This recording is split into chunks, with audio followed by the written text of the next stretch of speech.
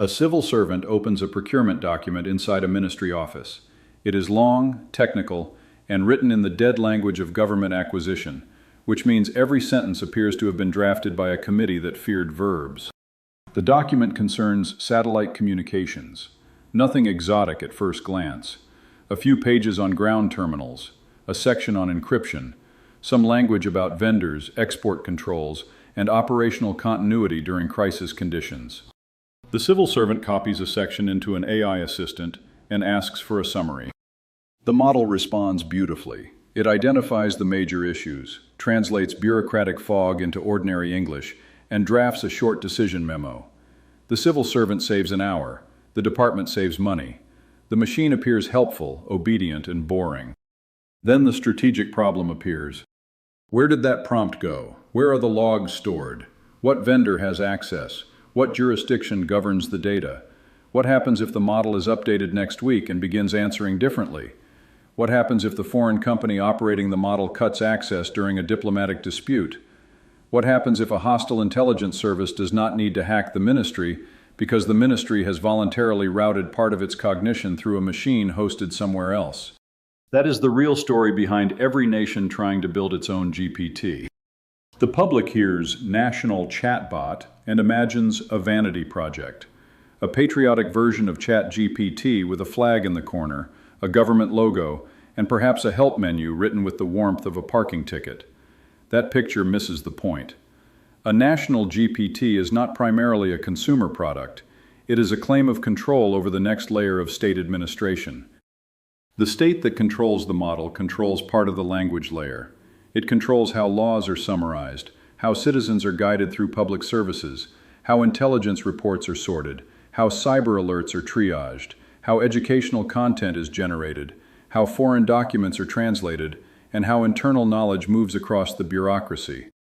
That sounds abstract, until you remember that every government is, at bottom, an information machine. It collects, stores, classifies, interprets, and acts. It takes in reports, filings, taxes, applications, intelligence cables, satellite data, legal claims, medical forms, border records, and procurement documents. Then it turns those inputs into decisions. A large language model is a machine built to sit directly inside that process. Here is the BLUF for today's episode. Every serious nation is building, funding, licensing, adapting, or at least pretending to build its own GPT, because general-purpose AI is becoming a strategic layer of national power. It is not merely a better search bar, it is a new interface between citizens and the state, between soldiers and information, between analysts and data, between companies and regulators, and between nations and their own historical record. The race for sovereign AI is the race to decide who owns the cognitive plumbing of the 21st century state. That phrase, sovereign AI, can sound like something invented in a consulting deck that cost more than a municipal bridge. Strip away the gloss and the meaning is simple. AI sovereignty is the ability of an organization or a nation to control the AI stack it depends on. The infrastructure, the data, the models, the operations, and the policy rules around them. In old terms, it is the ability to own the railroad, the telegraph, the port, and the archive.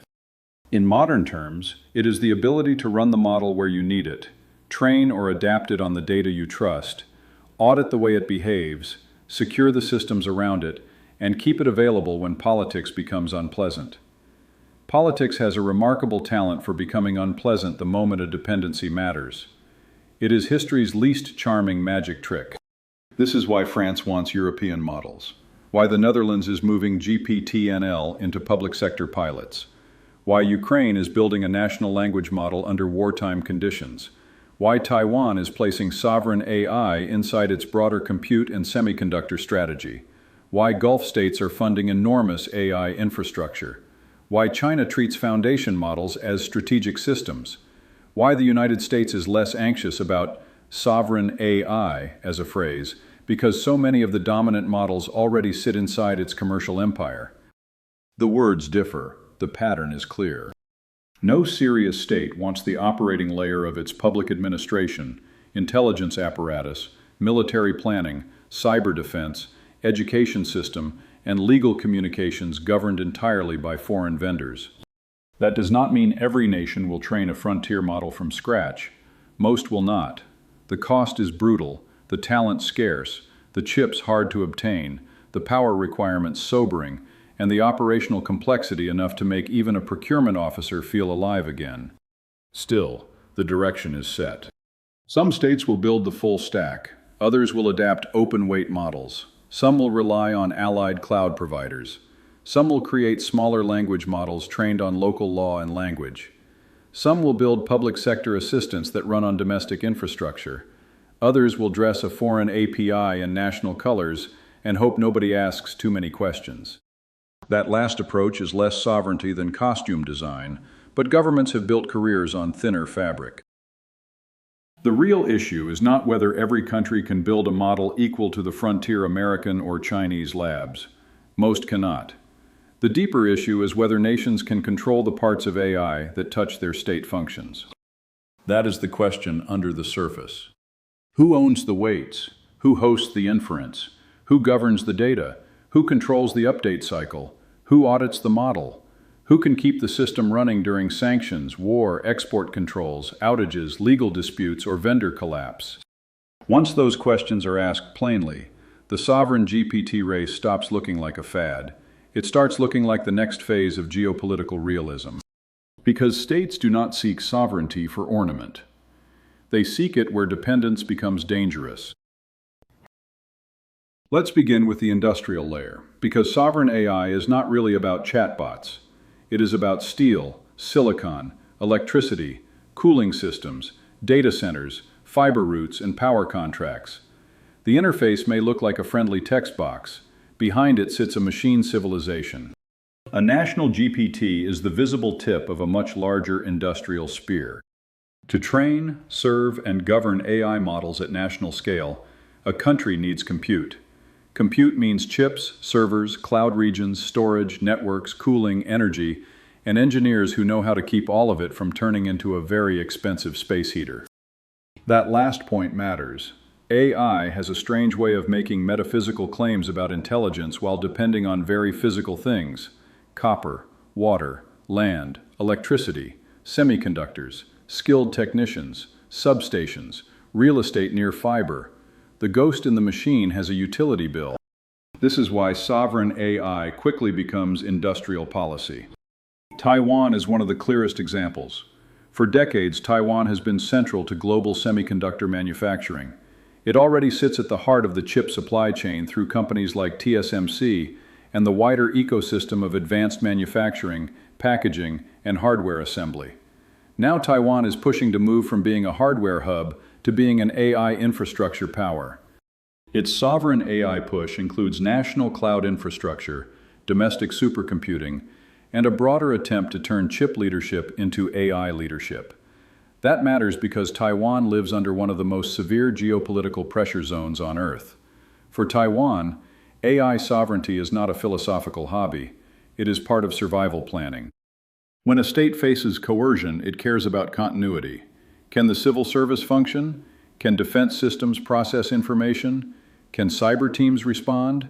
Can industry keep operating? Can public communications hold together under pressure? A foreign-dependent AI stack creates friction in every one of those questions. Now, widen the lens. The United Arab Emirates is pouring capital into AI infrastructure and models. France has promoted European AI capacity as part of a broader autonomy agenda. The Netherlands is building GPT-NL around Dutch language and public sector needs. Ukraine is developing a sovereign model under wartime pressure. China has treated AI as a strategic pillar for years, embedding it in national development, surveillance, military modernization, and industrial competition. These projects differ in scale and character. Some are full-stack ambitions. Some are language-specific efforts. Some are public sector systems. Some are industrial plays. Some are national security programs wearing civilian clothing, which is common enough in technology policy to qualify as ceremonial dress. Still, the underlying motive is the same.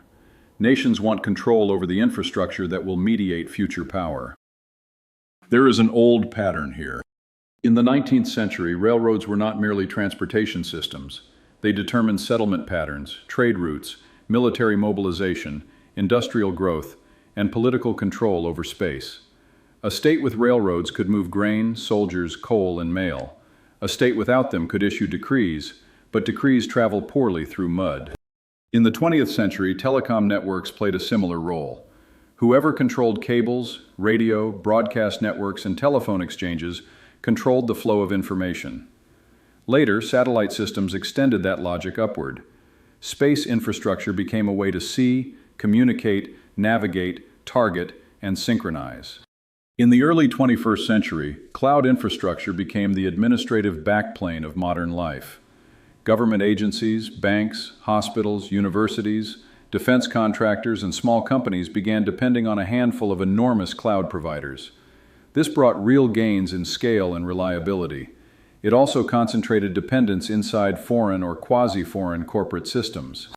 AI now sits on top of that cloud layer. The model becomes the interpreter. It reads the file, summarizes the law, drafts the memo, generates the code, answers the citizen, translates the document, flags the anomaly, and recommends the next action. That is why sovereignty follows infrastructure. Ports mattered because commerce mattered. Railroads mattered because movement mattered. Telecoms mattered because communication mattered. Satellites mattered because observation and command mattered. AI matters because cognition at scale now matters. A state that controls its AI infrastructure can decide where data flows, how models are trained, which agencies may use them, what security controls apply, how updates are approved, and what happens during crisis conditions. A state that does not control that infrastructure must negotiate with those who do. Sometimes negotiation is fine. Allies exist for a reason. Vendors exist for a reason. Buying from others is often wiser than building a national monument to incompetence. No one should build a national semiconductor fab in a fit of patriotic enthusiasm and then discover that enthusiasm does not etch silicon. Yet there is a difference between ordinary trade and strategic dependence. A nation can import coffee and remain sovereign.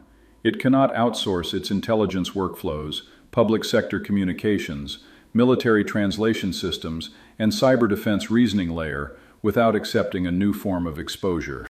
This is the core industrial argument for sovereign GPTs. It is not that every nation needs a massive model with heroic benchmark scores and a launch video full of glowing server racks. It is that every nation needs a credible answer to the question, what parts of our AI stack must remain under our control? For great powers, the answer may include chips, frontier models, hyperscale cloud, national datasets, military AI labs, and domestic platform companies. For middle powers, the answer may be more selective: public sector assistance, secure domestic hosting, open weight models adapted to local law, and trusted partnerships with allied providers. For small states, the answer may be language preservation, legal compliance, procurement discipline, and avoiding single vendor dependency. That still counts. Sovereignty is not always autarky. Autarky is often sovereignty's drunk cousin, loud at family gatherings and expensive to house. Serious policy distinguishes between control and fantasy. A country does not need to make every bolt in every server rack to have meaningful sovereign capacity. It does need to know which dependencies could become coercive. It needs contracts that survive political pressure. It needs domestic skills to operate and inspect systems. It needs lawful access to its own data. It needs fallback options. It needs the ability to run essential services if a vendor changes terms or a foreign government changes its mind. That is where the industrial story meets the bureaucratic story. Government adoption will drive much of this market. Public agencies need systems that handle tax queries, benefits applications, licensing, procurement, legal drafting, compliance reviews, emergency response, and internal knowledge management. Those are not glamorous functions. They are the pipes under the marble floor. When they fail, citizens notice. When they work, nobody writes poetry. The sovereign GPT will often begin there, inside dull public services, because dull public services are where the state touches daily life. A model that can answer questions about pensions in Dutch, explain wartime benefits in Ukrainian, guide citizens through French administrative law, or help local officials interpret environmental regulations will have more political value than a model that writes sonnets about lunar mining. Although, for the record, lunar mining sonnets would improve several government reports I have read. The industrial race will also shape domestic companies. Countries that fund sovereign AI will create demand for local cloud providers, cybersecurity firms, data labeling firms, AI evaluation labs, domain model builders, language data custodians, and compliance software. Some of these firms will become serious. Others will become grant farming organisms with websites. The state will need discernment. That is always the danger with industrial policy. It can build capacity, or it can build rent-seeking. Sometimes it builds both in the same office park. The sovereign GPT race will reward countries that connect funding to real operational demand. A model serving no agency, no military unit, no hospital system, no court workflow, no local language need, and no industrial user is not a national capability. It is a press release with parameters. The better question is simple. Where will the model be used on Monday morning? If the answer is a ministry help desk, a cyber defense center, a customs office, a military logistics cell, or a public broadcaster's archive, the project may have real weight. If the answer is national prestige, buy a statue.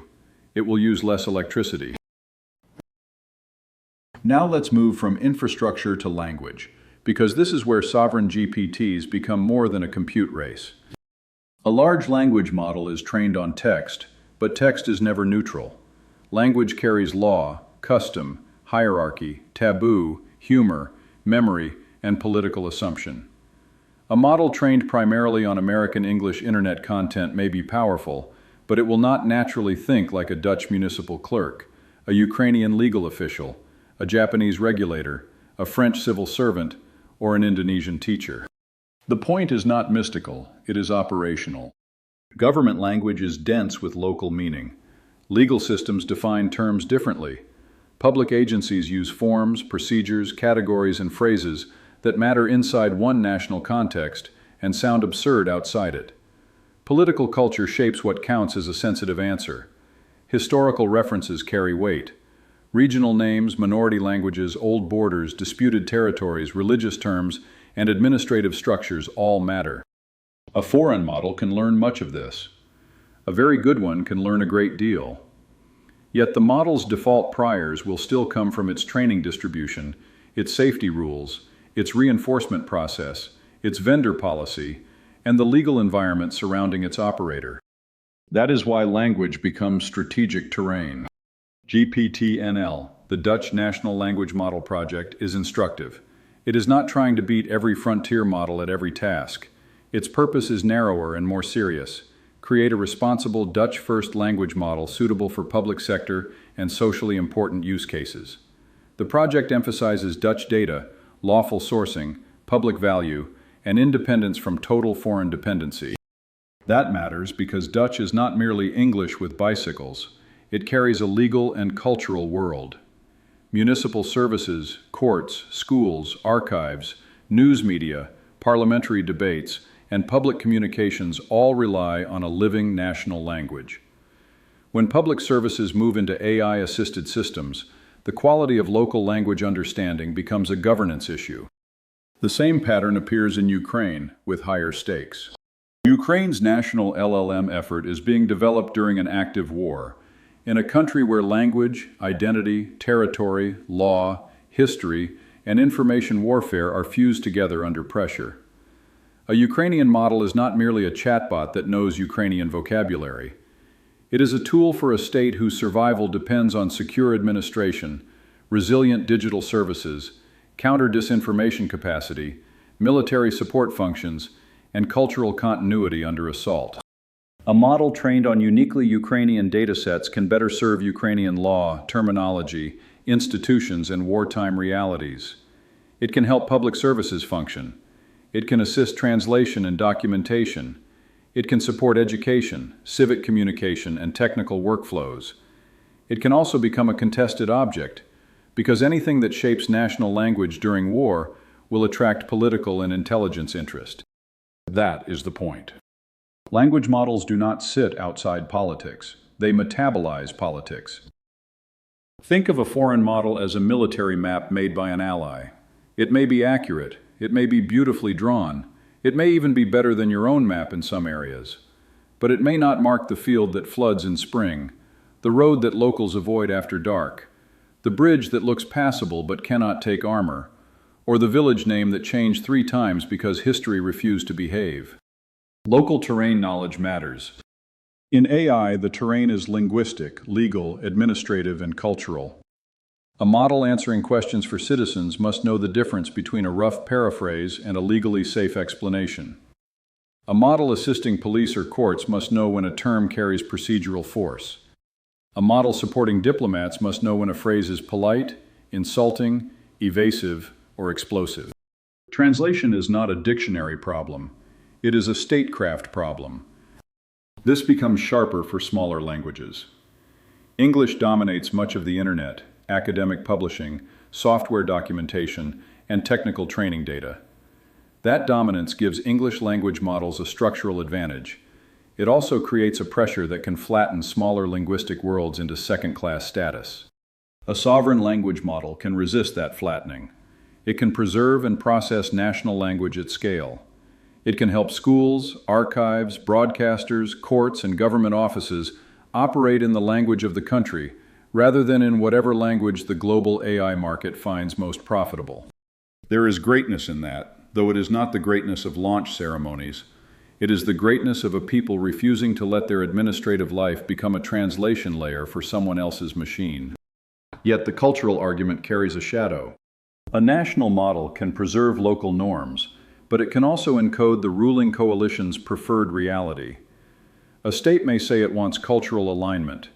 That phrase can mean lawful sensitivity to local language and institutions.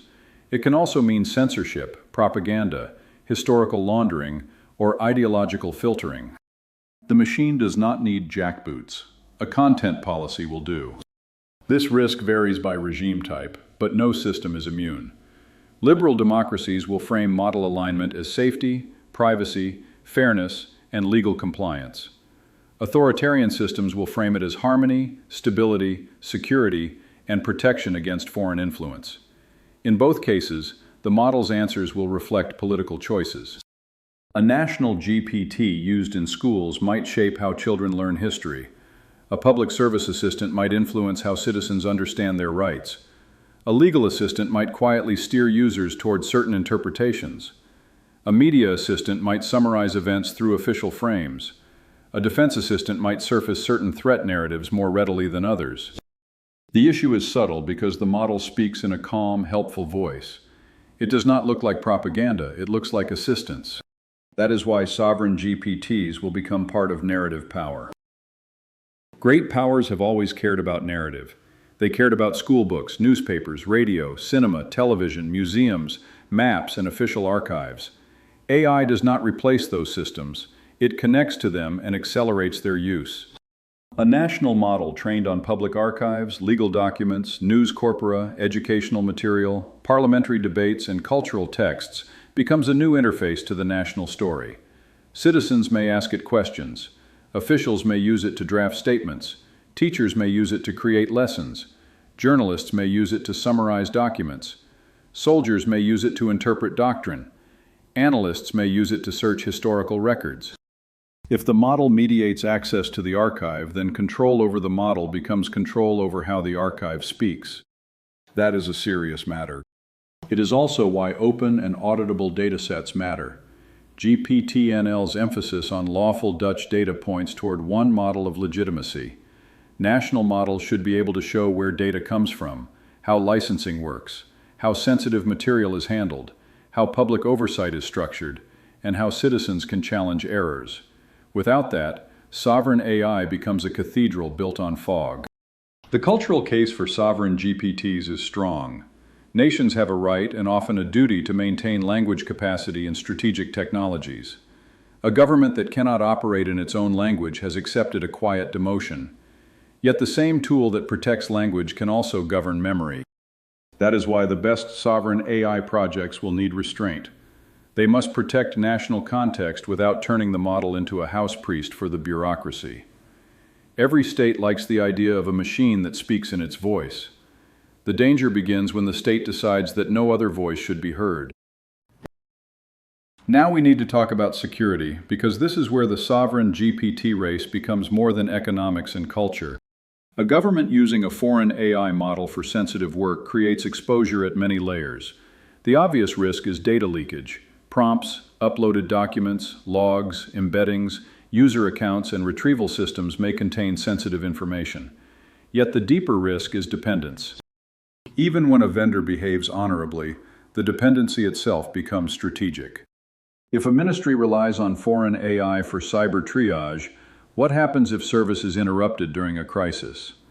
If defense analysts use a hosted model to summarize open-source intelligence, what happens if vendor policy changes? If public agencies rely on an overseas model for citizen services, what happens when data residency laws shift? If intelligence workflows become tied to a commercial model, what happens when that company faces legal pressure from another government? None of these scenarios requires villainy. That is what makes them more likely.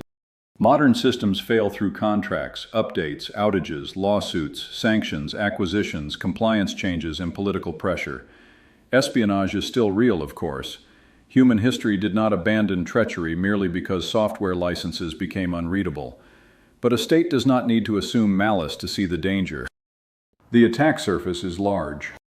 A model-based government workflow includes the user, the prompt, the interface, the identity system, the network, the retrieval database, the model endpoint, the cloud infrastructure, the logging system, the monitoring tools, the update pipeline, the model weights, the fine-tuning data, and the human operators. Each layer can be targeted, poisoned, denied, observed, or manipulated. For cyber defense, this becomes especially acute. AI is already moving into security operations. It can summarize alerts, correlate logs, generate detection logic, classify malware behavior, assist reverse engineering, explain vulnerabilities, draft incident reports, and support threat hunting. In a large security operations center, that can save time and reduce analyst fatigue.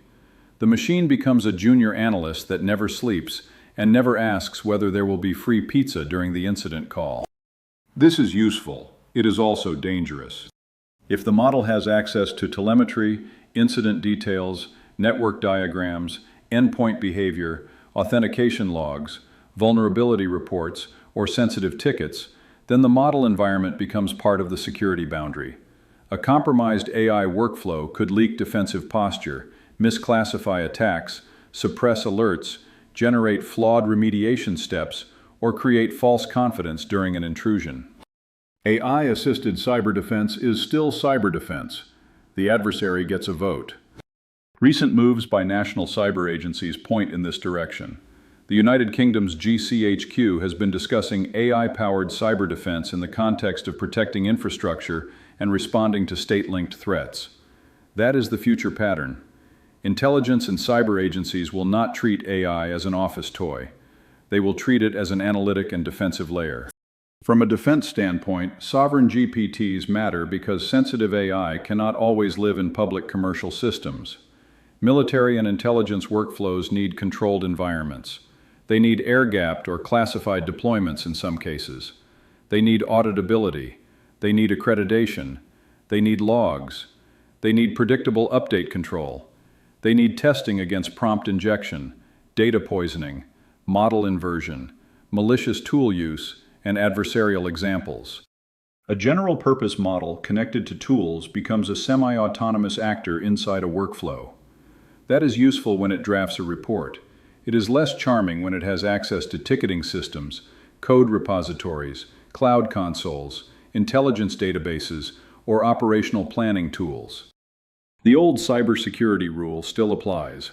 Every convenience is a door. Some doors have guards. Some have welcome mats.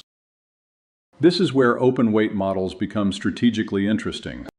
A government that holds model weights can run the model on its own infrastructure, inspect deployment conditions, manage access, decide when to update, and preserve continuity if a vendor changes policy.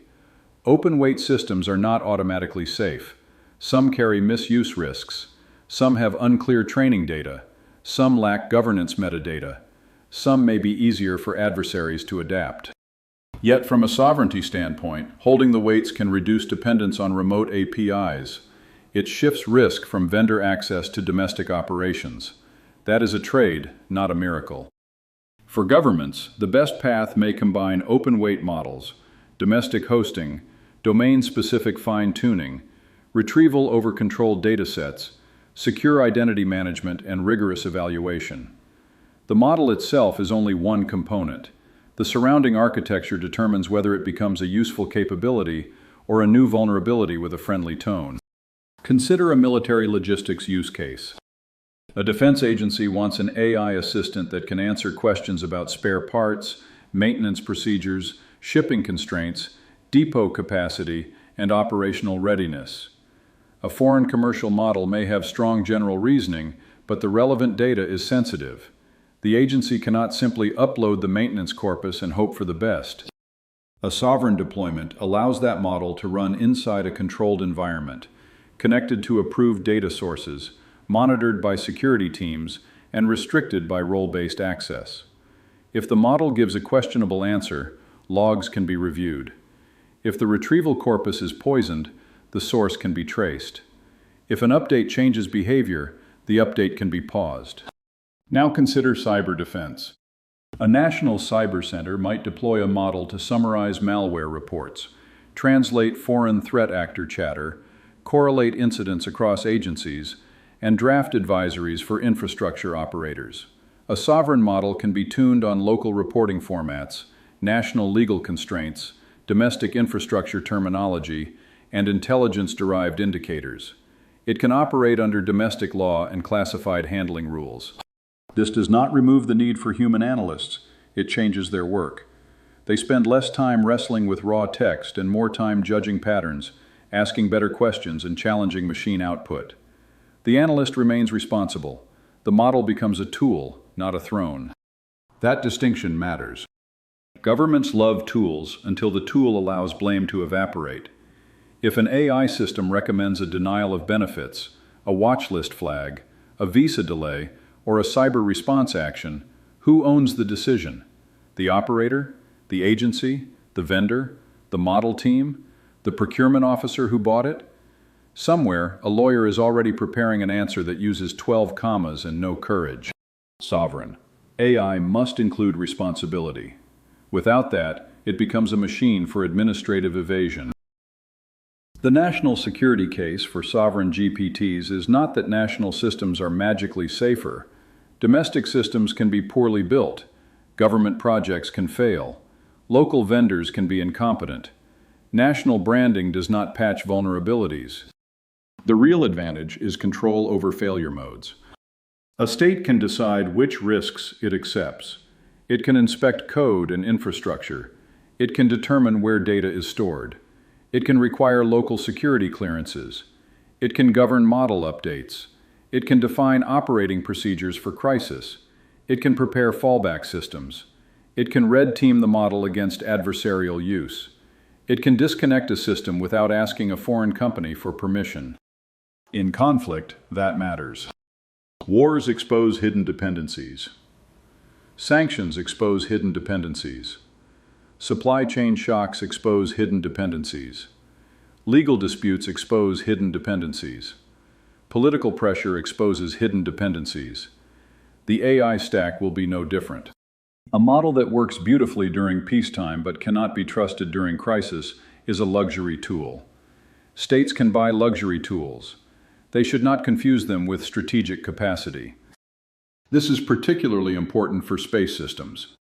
Modern space architectures depend on terrestrial networks, cloud processing, software-defined payloads, ground stations, mission planning tools, telemetry pipelines, and cyber defense. AI will be used to process satellite imagery, detect anomalies, support collision avoidance, manage RF interference, optimize tasking, triage alerts, and assist operators during degraded conditions. A foreign model embedded inside that chain creates a question. Who sees the operational data? Who can deny service? Who controls the model update? Who can infer mission patterns from usage? Who can influence the assistant's recommendations during a crisis? Space is already dual use by default. Commercial satellites support civilian services, military communications, disaster response, maritime tracking, intelligence collection, and economic life. AI inside the ground segment will inherit that dual-use character. The innocent assistant summarizing telemetry may sit closer to national security than its procurement label suggests. That is why defense leaders should treat sovereign GPTs as part of command resilience. The question is not whether the model can write a clean paragraph. Many can. The question is whether it can operate inside classified, degraded, contested, and legally constrained environments. Can it run when disconnected? Can it function with limited bandwidth? Can it avoid leaking sensitive context? Can it be audited after an incident? Can it be denied certain actions? Can it explain its sources? Can it be shut down cleanly? Those are not glamour questions. They are the questions that matter when systems meet reality. Reality rarely reads the marketing material. Now we need to bring the temperature down and talk about money, because the economics of sovereign AI are punishing. This is the part of the story where many national ambitions collide with arithmetic. Training frontier-scale models requires enormous compute, elite talent, power, cooling, data engineering, model research, security, evaluation, and operational support. It also requires patience, which is often missing from political systems that measure success by announcement cycles. Many countries will say they are building a national GPT. Fewer will train large models from scratch. Fewer still will reach frontier performance.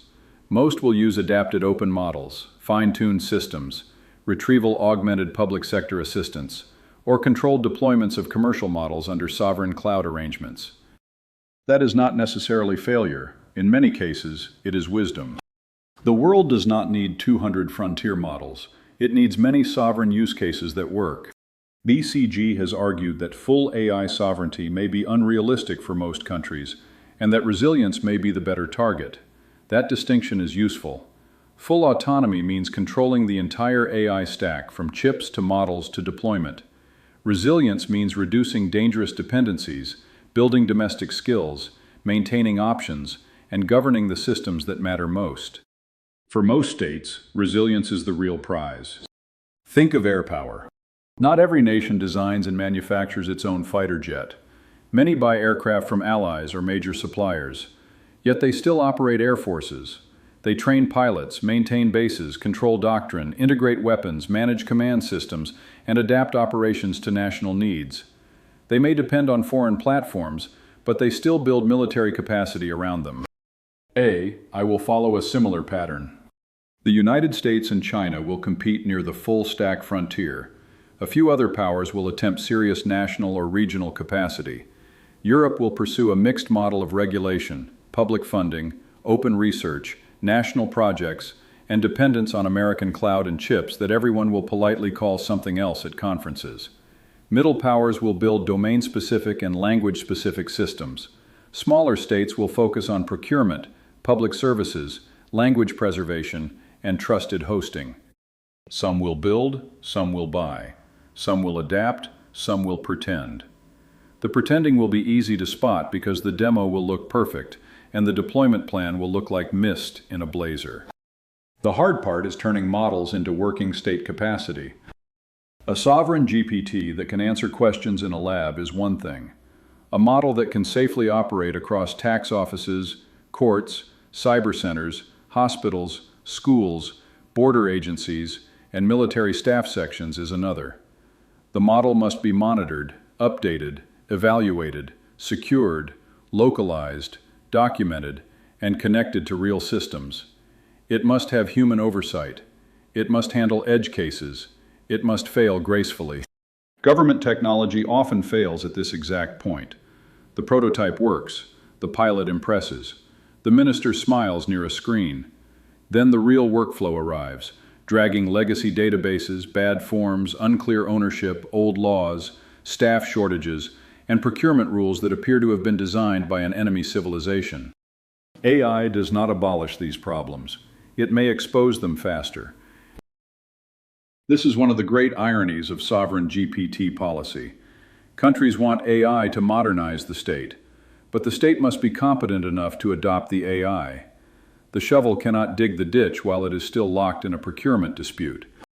The most successful projects will start with specific workflows. A national model for citizen services in one language. A secure assistant for cyber advisories. A legal summarization tool for a defined agency. A public archive assistant. A defense translation model. A healthcare triage assistant with strict scope and review.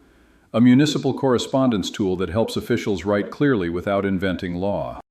These are not glamorous, but they create feedback. Users complain, errors surface, data gaps become visible, security teams learn, model teams improve prompts, retrieval, and evaluation.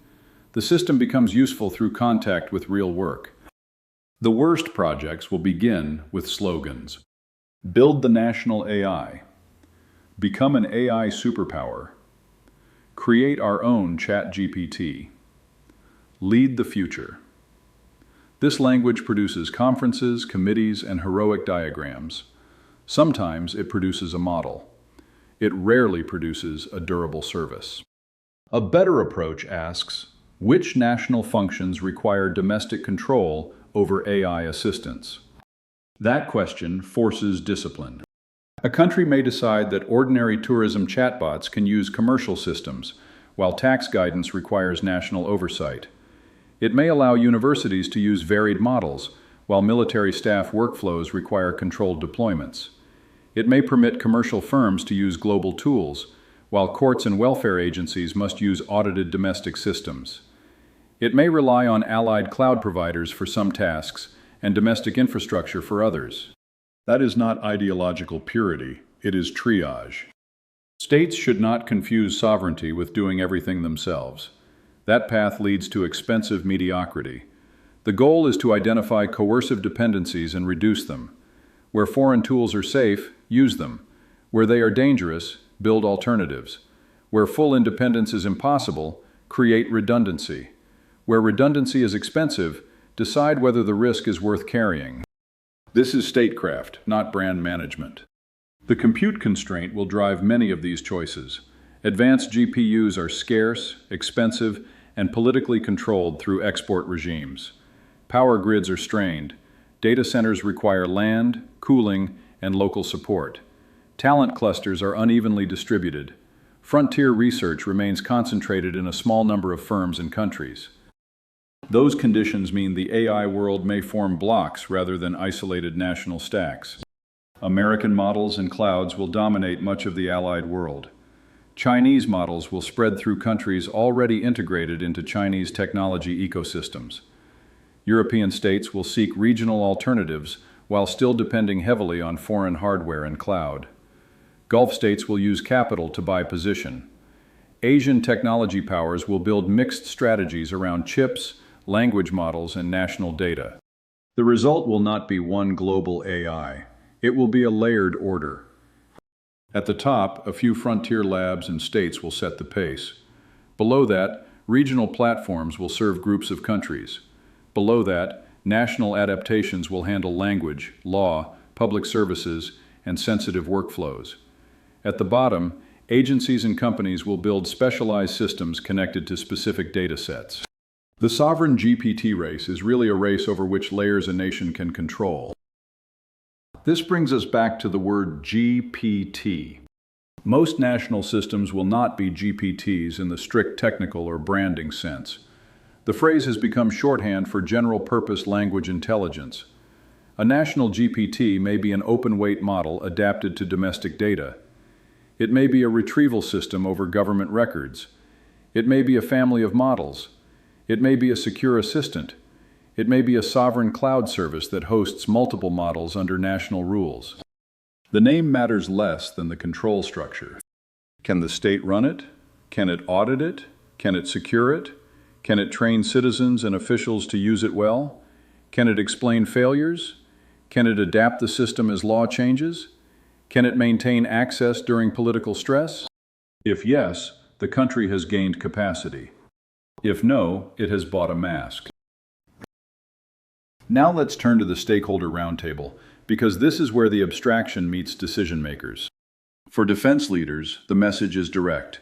Sovereign GPTs are becoming part of command resilience.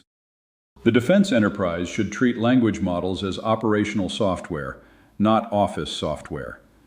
A model used to summarize doctrine, translate intelligence, generate cyber detections, assist logistics, draft plans, or interpret mission data sits inside the military information chain.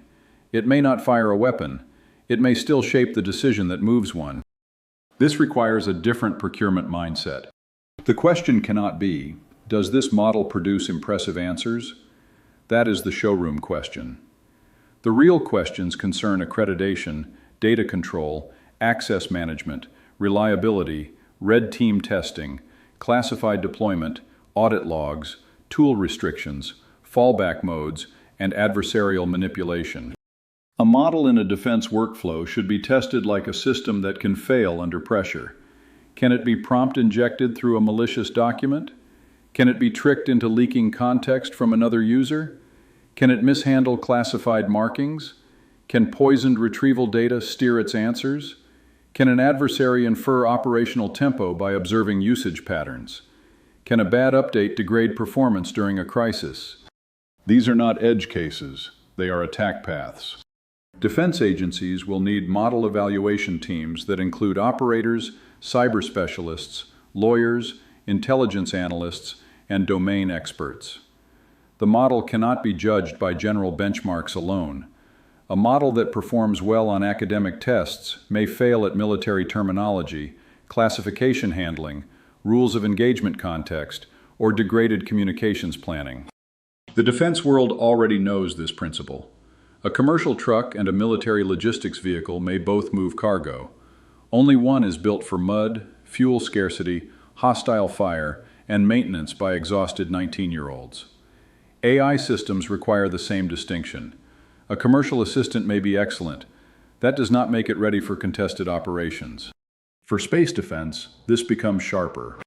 Space forces will use AI to interpret telemetry, support orbital analysis, classify anomalies, process satellite imagery, manage ground station activity, monitor RF interference, and defend networks.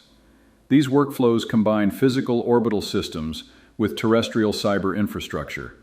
The model will sit at the seam between space operations and digital command. That seam is already fragile. Ground systems are cyber targets. Satellite control links are high value.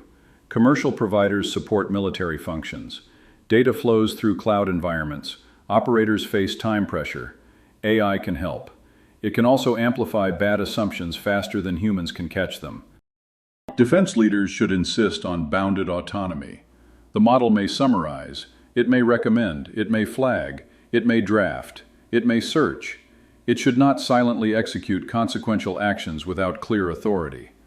In military contexts, the difference between assistant and actor must remain bright enough to see under stress.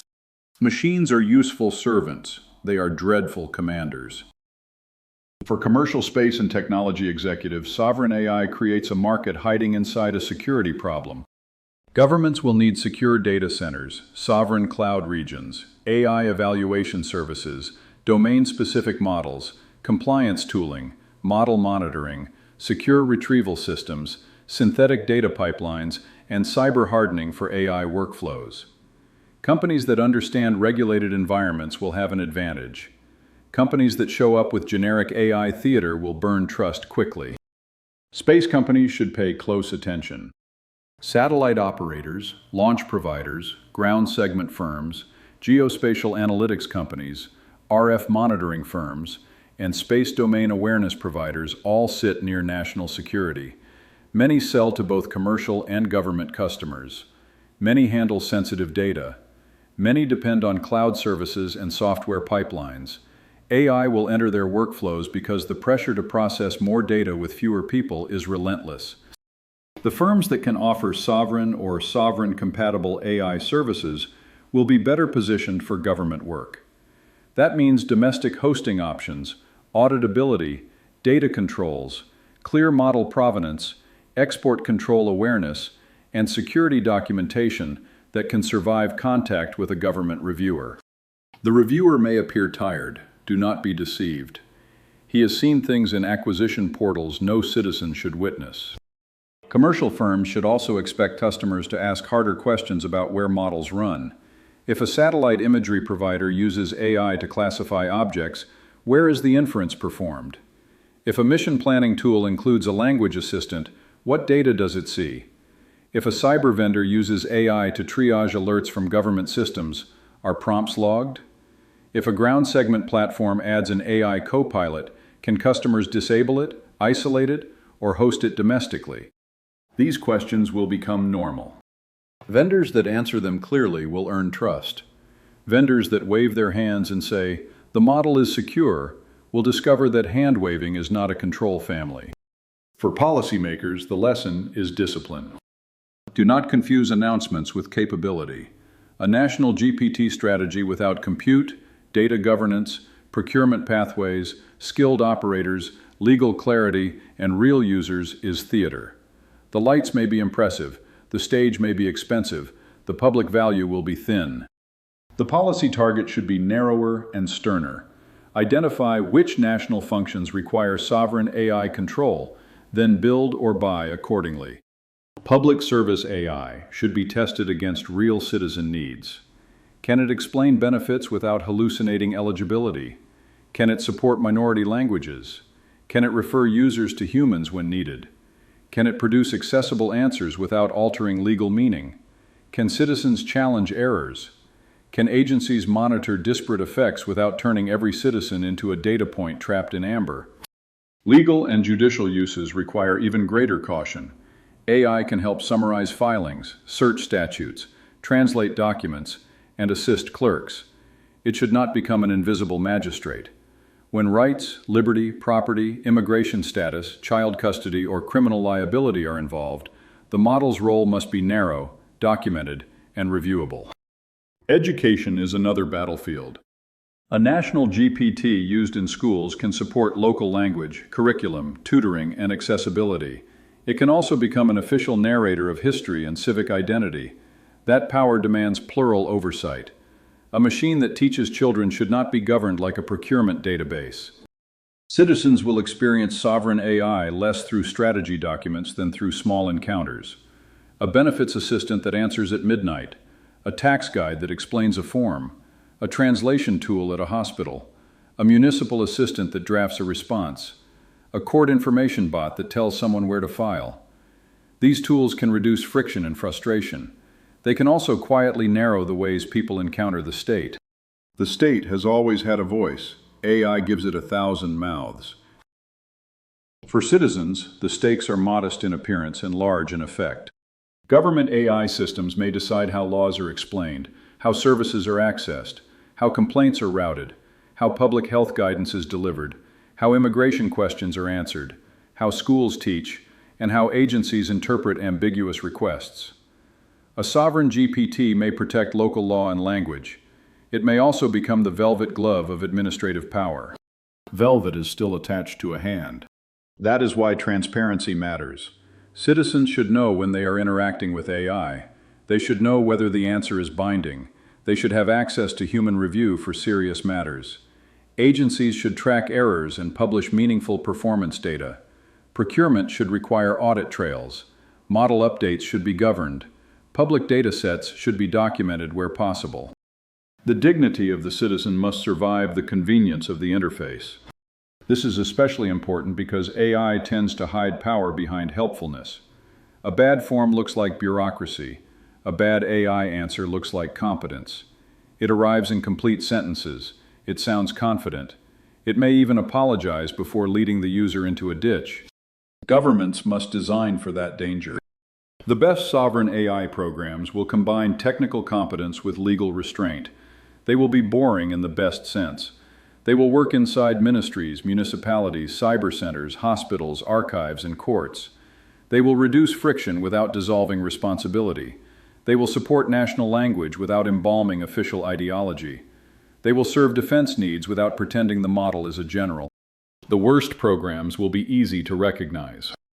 The incompetent will produce expensive demos. The cynical will produce propaganda engines. The vain will produce national chatbots that answer patriotic questions and fail at licensing forms. The corrupt will fund friendly vendors. The reckless will connect models to sensitive systems before anyone has mapped the attack surface. All of this has happened before in other technologies. AI adds speed, scale, and linguistic persuasion. It does not abolish human weakness. It gives human weakness a better interface. So where does this go? The next phase of AI geopolitics will not be one global model serving everyone. That vision is too clean for human affairs. Power dislikes clean diagrams. Instead, we should expect a layered order. At the top, American and Chinese frontier ecosystems will shape global capability.